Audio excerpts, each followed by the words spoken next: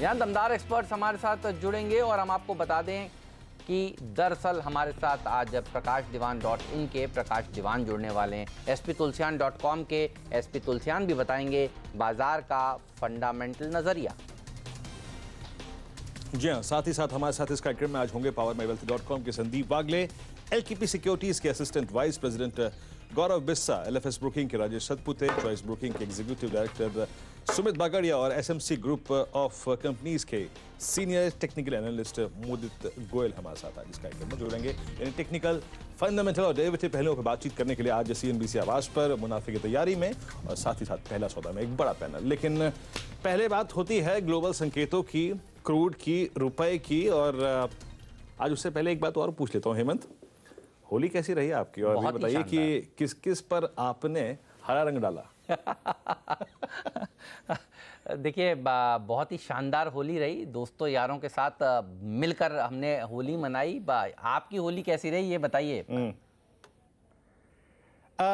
मेरी होली अच्छी रही, लेकिन मैं बहुत सारे लोगों के साथ नहीं था हेमंत, क्योंकि मैं दिल्ली आया, उसके बाद मैं अपने होम टाउन नहीं जा पाया क्योंकि आज का दिन ऑफिस आना था। तो कोई बात नहीं, काम को मैं एंजॉय करता हूं, तो मैं आज आपके साथ मुनाफे की तैयारी में उपस्थित हूं, ये मेरे लिए बहुत बड़ी कहते हैं वर्क इज वर्शिप। लेकिन आपकी बिटिया की पहली होली थी तो खूब मजा आया होगा आपको।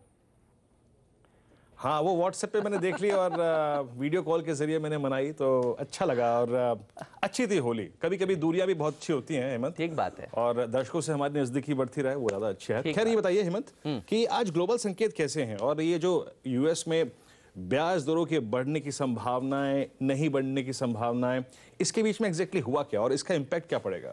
देखिए, 2 दिन के संकेत हमें पहचाने हैं। बुधवार को हमने देखा था करीब करीब 140 अंक नीचे जाकर डाउ ने समाप्ति दी थी। लेकिन देखिए, फेड की बैठक में जो हम सोच रहे थे बिल्कुल वैसा ही हुआ है।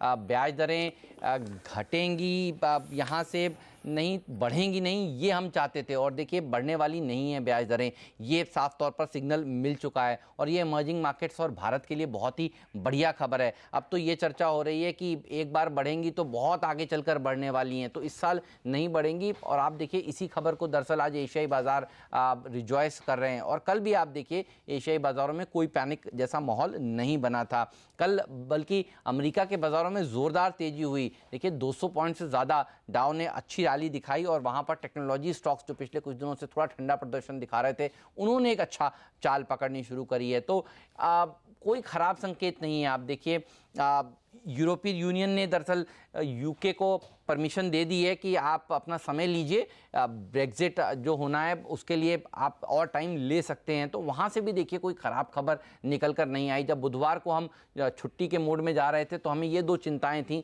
लेकिन बहुत ही बढ़िया संकेत नज़र आ रहे हैं। एशियाई बाज़ारों पर रखिएगा नज़र। हांगकांग का मार्केट देखिए, जहाँ सबसे ज़्यादा हम क्यों लेते हैं, वो हरे निशान के साथ कारोबार कर रहा है। तो संकेत तो बढ़िया है। ये बताइए, डेटा किस तरह का निकल कर आया? बुधवार को भी छुट्टी से पहले FIIs ने 1770 करोड़ के आसपास की कैश मार्केट में खरीदारी करी और ये बाइंग लगातार हम देखने को मिल रहे देखी जा रही है मार्केट में। बिल्कुल बिल्कुल। देखिए हेमंत, आंकड़े अच्छे हैं और आंकड़ों में कोई दिक्कत की बात नहीं है। बस हमें अपने स्टॉप लॉसेस पे फोकस करना है और उस जोन की रिस्पेक्ट करनी है। और स्टॉप लॉस पे फोकस मैं इसलिए करने को कह रहा हूं क्योंकि अगर हमारा पोजिशनल स्टॉप लॉस ट्रिगर भी हो जाए, कोई दिक्कत की बात नहीं है, हम री एंट्री कर लेंगे, लेकिन हमें रिस्क रिवॉर्ड रेशियो पे थोड़ा सा फोकस करना है। अच्छा, शुक्रवार को, ये बुधवार को देखिए क्या हुआ एग्जैक्टली। हमने स्टॉप लॉस तय किया था 490 का, वो वॉलेट क्यों नहीं हुआ? क्योंकि 500 का पुट राइटर बहुत एक्टिव था हेमंत। तो एग्जैक्टली इसी तरीके से हमें अप्रोच करना है हर सेशन को। हम काफी हायर लेवल्स पे हैं, लेकिन लिक्विडिटी अच्छी है, तो हमें बहुत यू टर्न की, गिरावट की बात ज्यादा नहीं करनी चाहिए। जो बाजार कर रहा है उसके साथ रहना चाहिए। अच्छा, संकेत कैसे हैं? जैसा कि हेमंत ने कहा एग्जैक्टली, अगर आप देखें US market gap up opening, साथ ही साथ हैंग सेंग का हर निशान में होना, ग्लोबल संकेत शानदार, याद रखिए शानदार है। FIs के आंकड़े शानदार हैं। DIs बैड एज यूजुअल, क्योंकि अगर आप देखें इस मार्च में उन्होंने कभी भी खरीदारी नहीं करी। इस पूरे मोमेंटम में वो बिल्कुल निदारद रहे और टेक्निकल और F&O सेटअप बेहद शानदार है। अच्छा, आइए पहले आप FIs के आंकड़ों पे एग्जैक्टली FIs ने करा क्या। देखिए, FIs ने लगभग 1771 करोड़ रुपए की बाइंग करी कैश में। कैश को वो छोड़ नहीं रहे हैं और अब वो इसको हेज भी करके चल रहे हैं। अपने वायदा कारोबार में जो पोजीशंस बना रहे हैं वो एग्जैक्टली ये रिफ्लेक्ट कर रही है कि वो अपने आप को हेज भी करके चल रहे हैं। आप ये देखिए 1323 करोड़ रुपए की सेलिंग थी डीआईएस की, यानी फिर भी बाजार में 400 करोड़ रुपए का नेट कैश था। एफआईएस ने 1730 करोड़ रुपए की बाइंग करी डेरिवेटिव्स में। इंडेक्स फ्यूचर्स में एफआईएस ने थोड़ा कम खरीदारी करी 51 करोड़ रुपए की, लेकिन यहां पर थोड़ा सा उन्होंने लॉन्ग रिड्यूस करी हायर लेवल्स पे और निचले लेवल्स पे थोड़ी सी शॉर्ट रिड्यूस करी। इंडेक्स ऑप्शंस के आंकड़ों पे मैं ज्यादा फोकस नहीं करूंगा। 2804 करोड़ रुपए की बाइंग थी, लेकिन क्योंकि बुधवार को वीकली ऑप्शंस एक्सपायरी थी तो ये डेटा उससे प्रभावित है जो एग्जैक्टली अब तक हो चुका है। इस पे फ्रेश नया कुछ बात करने के लिए नहीं है, तो मैं इस पे बात नहीं करूंगा। हाँ, स्टॉक फ्यूचर्स में याद रखिए हेमंत, वो शॉर्ट जाकर लगभग 17,000 कॉन्ट्रैक्ट उन्होंने शॉर्ट किए और 1148 करोड़ रुपए की सेलिंग थी। शॉर्ट पोजीशन के जरिए वो अपने आप को हेज कर रहे हैं। याद रखिए, कैश में जब आप स्टॉक्स को बाय करते हैं और जब आप इंडेक्स भी बाय कर रहे हैं, यानी आप कैश में स्टॉक्स पे लॉन्ग है और इंडेक्स पे भी लॉन्ग है, तो आपको स्टॉक फ्यूचर्स में शॉर्ट जाके अपनी पोजीशंस को हेज करना पड़ेगा। तो एफआईएस के आंकड़े हर लिहाज से बेहतर हैं, डीआईएस के मायूस करने वाले आंकड़े हैं। निफ्टी पर अप्रोच क्या रखें, याद रखिए। अब आइए आप ऑप्शंस के आंकड़ों पर। ऑप्शंस के आंकड़ों के आधार पर अपनी रणनीति तय करेंगे और स्टॉप लॉस तय करेंगे और वो तय करेंगे कि एग्जैक्टली कहां पे अपनी पोजीशंस को अनवाइंड करना है। याद रखिए, सबसे बड़ा ओआई अब जहां पे खड़ा है, ओपन इंटरेस्ट, वो है 11,600 की कॉल, 23,81,000 का ओआई है। यानी आज के सेशन के लिए अगर हम ऊपरी तरफ जाते हैं तो रुकाव कहां पर आएगा? 590, 622 और 636। 590 में ऑप्शंस के मुताबिक कह रहा हूं और 622 और 636 में कह रहा हूं एज पर टेक्निकल पैरामीटर्स। 622 और 636 आज के इस सेशन के टारगेट हो सकते हैं अगर लेटर हाफ में मूव आया तो। पुट्स क्या कहती है एग्जैक्टली हेमंत कि 11,500 की पुट सबसे बड़ा ओआई लेके खड़ी है और उसके नीचे 25-26 लाख का ओआई लेके 11,400 की पुट खड़ी है। तो अब मैं इस सेशन को अप्रोच कैसे करूंगा? थोड़ा सा अगर आप देखें गैप अप ओपनिंग होगी, लेकिन फिर भी निफ्टी आपको अगर एज पर स्पॉट 11,540, 50, 60 की ट्रेजेक्टरी में मिले तो बाय करना चाहिए, डेफिनेटली बाय करना चाहिए। स्टॉप लॉस वही रहेगा जो हमारा बुधवार का स्टॉप लॉस था, 11,490। याद रखिए, ऊपर हम जहां पे टसल जोन है, जहां पर जाके तकलीफ होगी इंडेक्स को, वो है 11,622 से 636 की रेंज। यहां जाके चाहे तो अपनी पोजीशंस को अनवाइंड कर लीजिए या फिर पार्शियल प्रॉफिट बुकिंग कर लीजिए, लेकिन याद रखिए 11,520 और 11,622 इस रेंज को प्ले करना है। आज का स्टॉप लॉस 11,490। और एक और चीज याद रखिए, आपकी पोजिशनल स्टॉप लॉसेस इस सीरीज का बेस जहां पर है वो है 11,420, उस पर होना चाहिए। वो इस सीरीज का नया बेस है जो कि पहले 11,000 था, फिर 11,200 हुआ, फिर 11,300 हुआ, अब वो हेमंत है करीब करीब 11,422 के जोन में। हेमंत, बिल्कुल, आप तो नजर रहेगी इन तमाम आंकड़ों पर। आप ये बताइए, बैंक निफ्टी के लिए कौन से इंपॉर्टेंट लेवल्स हैं आज के लिए? अच्छा हेमंत, बैंक निफ्टी में बात करूं उससे पहले मुझे ये बताइए कि आपकी जो फंड मैनेजर से बात हुई अभी कुछ देर पहले, आप जिक्र कर रहे थे आज सुबह सुबह फर्स्ट मॉर्निंग कॉल में, एग्जैक्टली पीएसयू बैंक्स को लेकर कुछ बात हुई और स्पेशली नीरव मोदी के अरेस्ट के बाद? देखिए, नीरव मोदी हम बुधवार को भी कह रहे थे, इनको जो अरेस्ट किया गया है ये जेल में ही रहने वाले हैं। ये अच्छा, इनका एक्स्ट्राडिक्शन जो होगा वो आसान होगा, वो उतना मुश्किल वाला नहीं हो सकता। और याद करिए, हम ये भी कह रहे थे कि ये एक सेंटिमेंटली बहुत ही पॉजिटिव खबर मानी जाएगी पीएसयू बैंक्स के लिए। पीएसयू बैंक्स पर लोग अब काफ़ी बुलिश हो चुके हैं और आप देखिए एसबीआई जैसे शेयर ने इस पूरे महीने आप देखिए किस तरह का प्रदर्शन दिखाया। 15% की रैली एसबीआई ने दरअसल दिखाई है। पीएनबी देखिए किस तरह से भाग रहा है। तो वो जो डर जो होना जरूरी है वो देखिए अब डर बन रहा है। अब लंदन में जाकर गिरफ्तारी हुई और अब 29 मार्च को नीरव मोदी को दरअसल पेश किया जाएगा कोर्ट में और सरकार के लिए बहुत बड़ी उपलब्धि है ये। इसको देखकर देखिए अब लोग बुलिश होंगे पीएसयू बैंक्स पर। प्राइवेट बैंक ने तो अच्छा प्रदर्शन दिखाया था, पीएसयू बैंक्स में भी एक अच्छी रैली देखने को मिलेगी। तो लोग अब बुलिश हो चुके हैं। अच्छा, ये अंडर ओन्ड स्टॉक्स हैं और देखिए पिछले कई दिनों से हम कह रहे थे इनमें एक तगड़ी रैली देखने को मिलने वाली है। तो मिलेगी अच्छी रैली, पीएसयू बैंक्स भी पार्टिसिपेट करने वाले हैं। ये बताइए, डेटा में आपको क्या नजर आ रहा है? देखिए, डेटा में स्ट्रेंथ है और मेरे पास अब पीएनबी, अब मेरे पास एसबीआई जैसे कुछ कैंडिडेट्स हैं जिसके सहारे मैं ये तय कर सकता हूं कि प्राइवेट बैंक से जो पार्टिसिपेशन था उसको एक पुश और मिलेगा सरकारी बैंकों से। याद रखिए, PSU Nifty PSU bank index जो है वो डिसाइसिवली 200 डेमा के ऊपर ट्रेड करना शुरू कर रहा है और पीएनबी जैसे स्टॉक्स अब 200 डेमा के ऊपर साल भर बाद स्ट्रॉन्ग बेस बना के चल रहे हैं। एसबीआई 305 काट गया ना हेमंत, तो इसमें जो मजबूती आएगी, जो इसमें मूव आएगा, आप उसको बिलीव नहीं कर सकते हो कि वो कितना बड़ा मूव आएगा। खैर, मैं निफ्टी बैंक पर आता हूं। निफ्टी बैंक का डेटा क्या कहता है, जरा प्लीज डायरेक्टर साहब कॉल्स के आंकड़े लेके आइए। देखिए, निफ्टी बैंक का डेटा ये कहता है हेमंत कि अभी सबसे बड़ा रेजिस्टेंस है 30,000, क्योंकि सबसे बड़ा ओआई वहीं पे खड़ा है। लेकिन 30,000 के बाद अगर किसी कॉल में सबसे बड़ी बिकवाली हुई है, जो आपकी स्क्रीन पर नहीं है, वो है 30,300। अपने जहन में दो चीज डाल लीजिए, 30,000 और 30,300। नीचे पुट्स पे आइए, एग्जैक्टली पुट्स में क्या हुआ, कहां पे पुट राइटर कंफर्टेबल है, पुट बेचने वाला यानी सपोर्ट कहां पर है।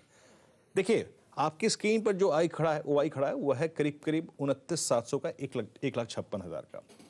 मेरी रणनीति क्या होगी हेमंत? देखिए, मेरी रणनीति यह है कि मेरे स्टॉप लॉसेस होंगे 29,520 के जोन में, क्योंकि 29,500 की पुट सबसे बड़ा ओआई लेके खड़ी है।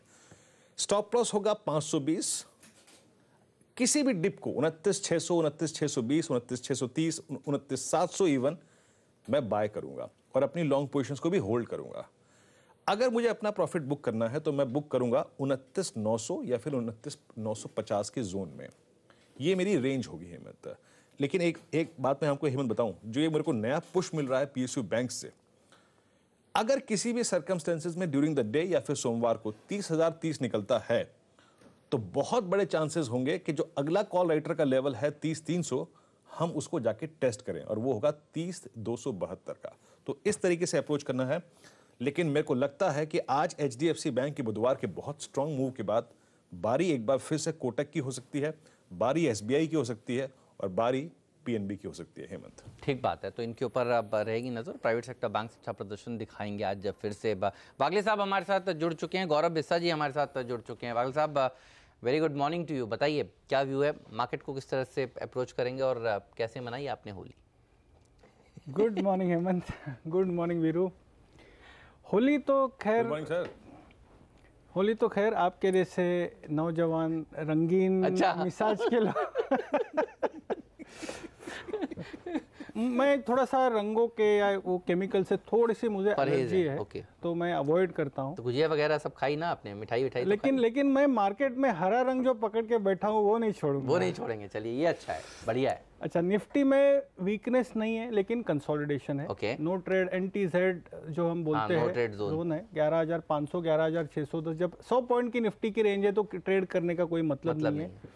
निफ्टी बैंक थोड़ा सा बेटर है, 29,700, 30,100, 30,000 हमने आई थिंक फ्राइडे को बुधवार को बात की थी, वो ऑलमोस्ट आ गया था, कुछ 30-40 पॉइंट से मिस हो गया। आज आ जाएगा और उसके ऊपर भी चला जाएगा। स्टॉक स्पेसिफिक मैं आपकी थीम कंटिन्यू करता हूं, पीएनबी वाली। स्टार्ट पीएनबी में क्लियर ब्रेकआउट है। अच्छा, 75 से 90-92 जो मूव आया, इसमें आई थिंक देखो इतनी बड़ी अगर बातें होती है, ये इनसाइड सोर्सेस को तो खबर होगी, सही है, तो थोड़ी बहुत डिस्काउंट हो चुकी है, पूरी डिस्काउंट नहीं होगी। ठीक बात है। और मुझे चार्ट्स में जो समझ आ रहा है स्पेसिफिकली पीएनबी, क्योंकि एसबीआई, हम आपको याद है 15 दिन से हम बात कर रहे थे 275, 280, 300 का टारगेट था जो आ गया, बट आज मुझे मोमेंटम पीएनबी में दिखता है। मेरा 2 से 3 दिन का टारगेट 99 का होगा, 90 का आप स्टॉप लॉस लेके चलिए। आप अगर अप्रैल की बात करेंगे, मुझे 120 के लेवल्स दिखते हैं आराम से, क्लियर पैटर्न। और ये अगर अच्छा, ये जज साहब जो हैं वीरू, ये वही जज साहब हैं जो सुनवाई कर रहे हैं लंदन में, जिन्होंने विजय माल्या का केस हैंडल किया था, और विजय माल्या को जिन्होंने दरअसल कहा था कि इनको भारत वापस भेज देना चाहिए। हालांकि फिर वो मामला अपर कोर्ट में जाकर चैलेंज हुआ, जो जैसे यहाँ भी होता है, लोअर कोर्ट से फिर हाई कोर्ट जाता है, फिर फाइनली सुप्रीम कोर्ट जाता है। लेकिन ये वही जज हैं जो समझते हैं इस मामले को, और उन्होंने देखिए विजय माल्या के ऊपर भी कड़ा निर्णय लिया था। तो 29 मार्च ये होगा इम्पॉर्टेंट डे, जिस दिन दरअसल नीरव मोदी को कोर्ट में पेश किया जाएगा। लेकिन बताया जा रहा है कि बहुत ही मतलब लोगों से भरा हुआ जेल है, तो मुश्किल तो जाहिर सी बात है उनको हो ही रही होगी। बिल्कुल, अच्छा, बिल्कुल। अगला खिलाड़ी बताइए कौन सा है? हाँ, आप कुछ वीरू कह रहे हैं।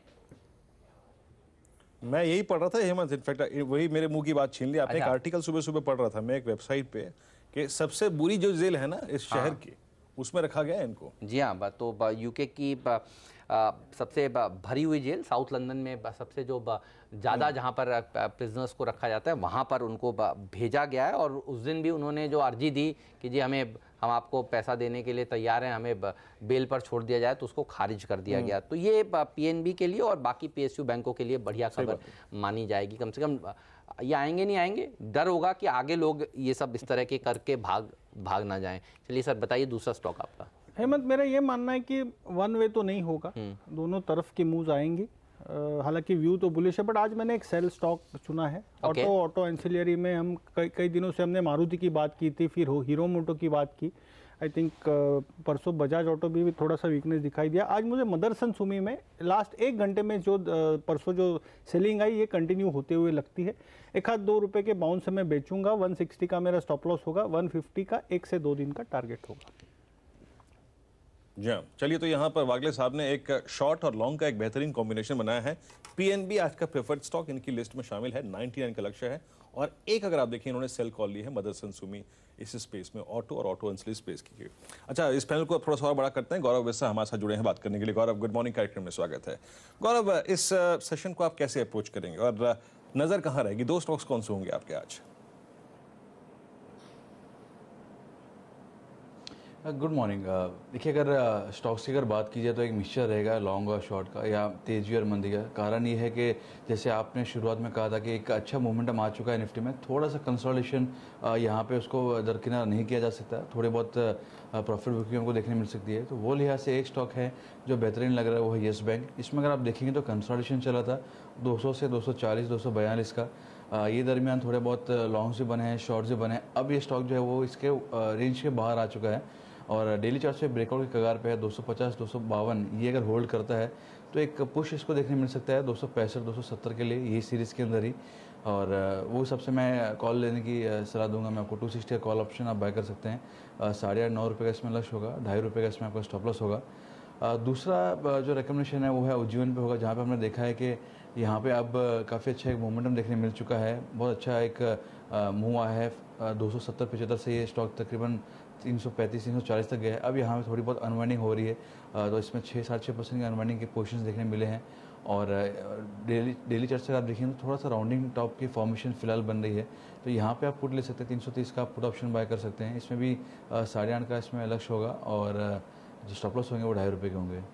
ऑलराइट, तो ये हैं वो स्टॉक्स जहां पर आपकी नज़र होनी चाहिए आज के दिन। लेकिन आशीष हमारे साथ जुड़ चुके हैं। और आशीष, एक बार इससे पहले आप स्टॉक्स इन न्यूज़ बताएं, अपने थोड़ा हाथ ऐसे करके दिखाएं ना। आपने तो जमकर होली खेली है। मुझे भी केमिकल से थोड़ा सा प्रॉब्लम। क्या बात कर रहे हैं, मैंने आपके हाथ खुद देखे हैं। ये देखिए, तो आशीष ने जमकर होली खेली है। वीरू, आशीष अब हमें बताएंगे कि खबरों वाले स्टॉक्स कौन से हैं। बताइए आशीष।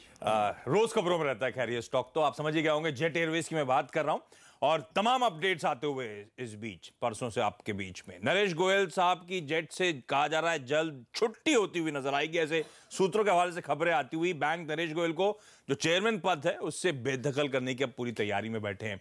इनफैक्ट बैंक्स की तरफ से ये भी अपडेट्स आ रही हैं कि शायद वो 1500 करोड़ रुपए के आसपास का और अतिरिक्त इन्फ्यूजन करेंगे, निवेश करेंगे जेट एयरवेज में। और अब एहतियात जब दूर जा रहा है तो कोई और निवेशक की तलाश में तमाम बैंक्स अब जुट गए। तो जेट फिर से आज रडार पर माइंट्री फोकस में है। आपको याद होगा बुधवार को हम लोग बोर्ड मीट का आउटकम का इंतजार कर रहे थे कि बायबैक को विचार करने वाले हैं। बोर्ड मीटिंग हुई पर विचार नहीं हुआ, बायबैक पे कोई फैसला नहीं लिया, फैसला टाल दिया गया है। दरअसल वो लोग अब एलएनटी का डिटेल आना देखना चाहते हैं, उनके बायबैक की, उनके ओपन ऑफर की डिटेल्स क्या है, उसके बाद शायद इस पे फैसला लिया जाएगा। तो अब जो अगली बैठक है वो 26 मार्च तक के लिए टल गई है। तो देखना होगा अब बोर्ड क्या फैसला लेता है और क्या वाकई प्रमोटर्स के पास कोई प्लान है एलएनटी के खिलाफ खड़े होने के लिए, कोई रणनीति संभव है, ये इस पे नजर रहेगी। पीएफसीआरईसी लगातार इस हफ्ते वो लाइफ टाइम उच्चतम स्तरों पे स्टॉक आपको याद होगा ट्रेड करते हुए नजर आए थे, बहुत तेजी देखने को मिली थी। और अब फाइनली वो अमाउंट आ चुका है जिसपे पीएफसीआरईसी का स्टेक एक्वायर करेगा। तो जो मेजॉरिटी हिस्सेदारी है वो खरीदी जाएगी। 139 रुपीज 50 पैसे पे पीएफसीआरईसी का स्टेक सरकार से एक्वायर करने वाला है। और इस तेजी के चलते चलते आपने देखा होगा आरईसी वेडनेसडे को दबाव में था, पर उसके बावजूद अभी भी 144-145 के लेवल्स पे आपको ट्रेड करता हुआ नजर आएगा। अब शायद ये स्टॉक शायद प्रेशर में नजर आया क्योंकि अब वो डिटेल्स सामने आ चुकी हैं जिसका लेकर स्ट्रीट बज में था। इंडिया बुल्स वेंचर्स, ये स्टॉक बहुत पिटा हुआ स्टॉक है, पर अब खबरें इस तरह की आती हुई परसों बाजार बंद होने के बाद कि ट्रांसफर्व नाम की एक कंपनी है जिसमें ये लोग 42% स्टेक एक्वायर कर रहे हैं। अब ये ट्रांसफर्व जो है ये दरअसल डिजिटल पेमेंट सॉल्यूशंस का काम करती है। ये जो debit card, credit card, online transactions, इन सब का काम करती है, उसमें ये लोग स्टेक एक्वायर कर रहे हैं। तो इस खबर के चलते स्टॉक को डाल पे रखें। और कई लार्ज ट्रेड्स हुए थे वेडनेसडे को, उसमें 2 इंपॉर्टेंट लार्ज ट्रेड्स हैं। लक्ष्मी विलास बैंक पे कैप्री ग्लोबल ने 56 लाख शेयर्स खरीदे हैं, और कार्बोरेंडम यूनिवर्सल, आपको याद होगा, बहुत तगड़ा वॉल्यूम में स्पाइक देखने को मिला था। वहां पे सुंदरम म्यूचुअल फंड ने दरअसल 13 लाख शेयर्स इस कंपनी के खरीद डाले। बिल्कुल, तो इन तमाम स्टॉक्स पर विस्तार से बात करेंगे। शुक्रिया आशीष आपका इस चर्चा में शामिल होने के लिए। लेकिन हमारे साथ अब हमारे सहयोगी वरुण भी जुड़ चुके हैं, और वरुण आपको बताएंगे कि ब्रोकरेज हाउसेस के रडार पर कौन से स्टॉक्स हैं। वरुण बताइए।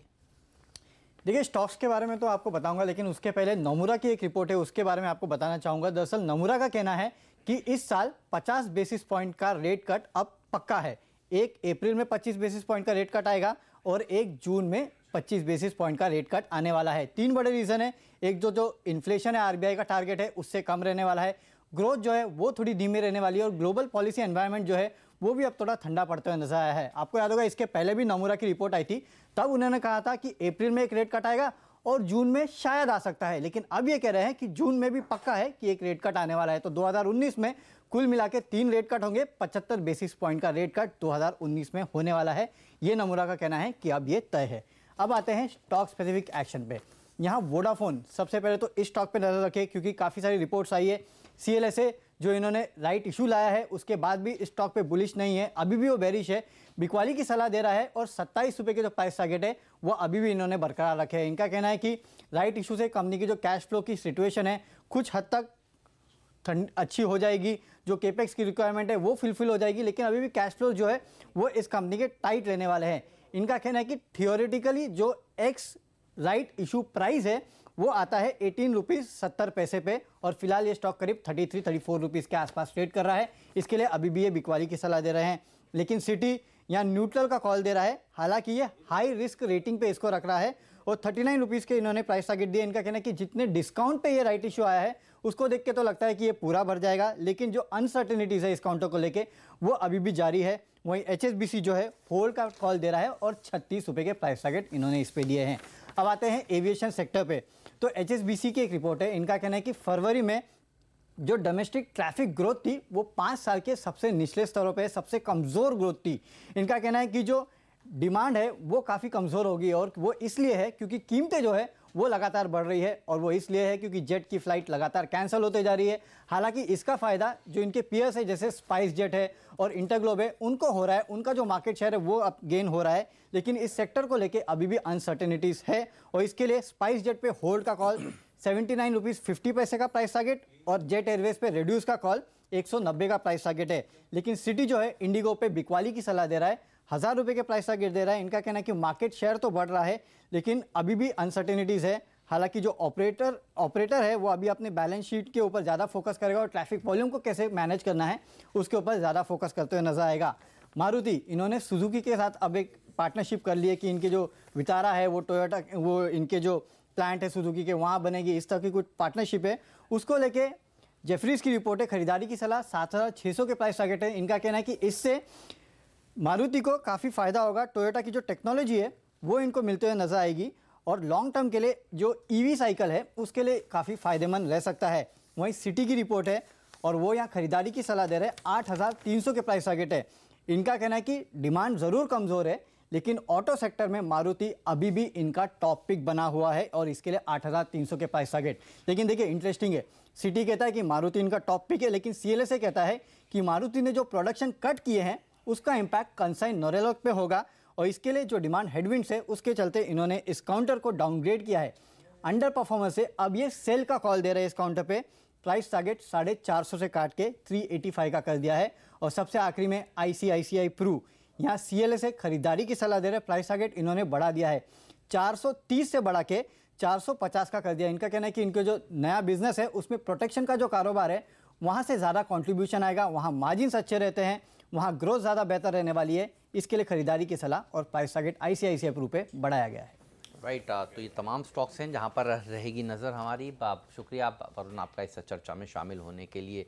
तो एक एक करके शेयरों पर बात करना शुरू करते हैं। प्रकाश दीवान जी भी स्टूडियो में अब आ रहे हैं और वो भी माइकअप होंगे, तैयार होंगे, फिर उनसे भी जानेंगे कि उनका व्यू मार्केट पर और उनको कौन से स्टॉक्स पसंद है। लेकिन आज REC में थोड़ा दबाव देखने को मिल सकता है क्योंकि जो खबरें आई हैं PFC जो खरीद रहा है REC उसका जो भाव अब फाइनल हुआ है वो है 139 रुपीज़ 50 पैसे। तो डील तो पहले अनाउंस हो गई थी लेकिन आखिरी में शेयर परचेज का जो भाव होता है वो सामने आता है, जैसा कि आपने ड्रेजिंग में भी देखा था। तो सब होप कर रहे थे ड्रेजिंग में इतना प्रीमियम आया है तो शायद REC में भी एक प्रीमियम आएगा। और देखिए रैली बन रही थी इस स्टॉक में, पिछले ट्रेडिंग सेशन में नहीं बनी थी लेकिन उससे पहले आप देखिए ऑल टाइम हाइस पर भी ये स्टॉक जा रहा था और इसके साथ REC PFC दोनों ही बढ़िया प्रदर्शन दिखा रहे थे। लेकिन क्योंकि अब ये खबर आ चुकी है 14,500 करोड़ रुपए की डील है, सरकार को इससे फ़ायदा होगा। 31 मार्च से पहले सरकार ने दरअसल इस मामले को देखिए निपटाया और उनके पास ये पैसा आएगा। लेकिन 139 रुपीज़ 50 पैसे का भाव क्योंकि तय किया गया है। बागले साहब इंपॉर्टेंट लेवल्स बता दीजिए REC के लिए आज के दिन। हेमंत, ये स्टॉक पिछले 4 से 6 हफ्ते में लगभग 30% भागा है। तो प्रॉफिट बुकिंग होना, करेक्शन होना एक्सपेक्टेड है, लाजमी है। तो 135 तक के मैं डाउनसाइड देख रहा हूँ। ये ऐसा नहीं कि इसको वीकनेस मानना चाहिए, इसको प्रॉपर प्रॉफिट बुकिंग मानना चाहिए। 144 145 का करंट भाव है, मुझे नहीं लगता ये 150 के ऊपर इतने जल्दी भागेगा। तो 150 135 ये रेंज होगी। 135 के नीचे ये स्टॉक क्लोज होगा तो मैं समझूंगा कि वीकनेस है, फिर मैं 120 की बात करूंगा जो फिलहाल मुझे दिख नहीं रहा है। तो यहाँ पर एक प्रॉपर प्रॉफिट बुकिंग और 135 तक का डाउन साइड और 150 के ऊपर नहीं निकलेगा ये स्टॉक, इस बात की चांसेस बहुत ज़्यादा हैं। अब एक ब्रेक का वक्त है और देखिए आज एविएशन पे बहुत बड़ी बड़ी खबरें हैं। जेट एयरवेज में सत्ता परिवर्तन, उस पर एग्जैक्टली SBI क्या मानना क्या है, रजनीश कुमार जी कहते क्या हैं वो आपको सुनाएंगे। और साथ ही साथ सिटी ने आखिरकार इंडिगो पर 1000 का लक्ष्य क्यों दिया, एक ऐसा स्टॉक जो कि बुधवार को इतने बड़े मूव के साथ बंद हुआ, इसी बात करेंगे। प्रकाश दीवान हमारे साथ जुड़ चुके हैं, उनसे बात करेंगे। लेकिन अभी छोटा सा एक ब्रेक का वक्त है मुनाफे की तैयारी में, एक छोटा सा ब्रेक लेकर तुरंत हाजिर होते हैं।